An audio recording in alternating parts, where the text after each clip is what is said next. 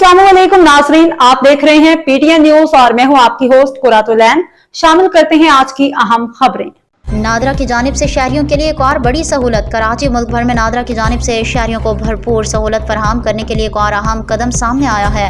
तफसीलात के मुताबिक जानशीन सर्टिफिकेट बनवाने के लिए अब तमाम नादरा मराकज़ में ये सहूलत मौजूद है।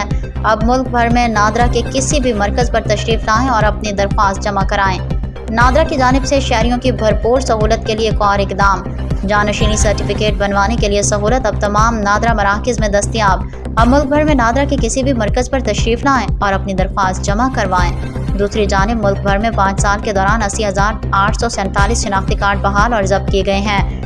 ये शनाख्ती कार्ड क्यों और किन वजूहात के बिना पर जब्त किए जाते हैं, इसकी तफसील नादरा ऑफिसर सैयद शबाहत अली ने बताई। एक पॉडकास्ट में गुफ्तगू करते हुए उन्होंने बताया कि शनाख्ती कार्ड गैर फाल होना, इम्पाउंडिंग या डुप्लिकेट किया है, उसकी वजूहात क्या हो सकती हैं।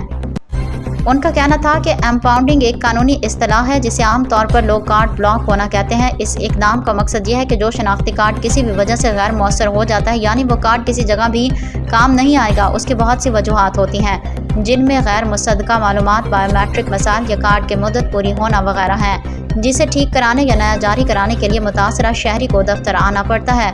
डुप्लिकेट कार्ड के हवाले से उनका कहना था कि पहले बहुत से लोग इस तरह काम कर लिया करते थे, लेकिन अब हमारा सिस्टम पहले से बहुत बेहतर हो गया है, जिसकी वजह से डुप्लिकेट कार्ड बनवाना मुश्किल बल्कि नामुमकिन हो गया है।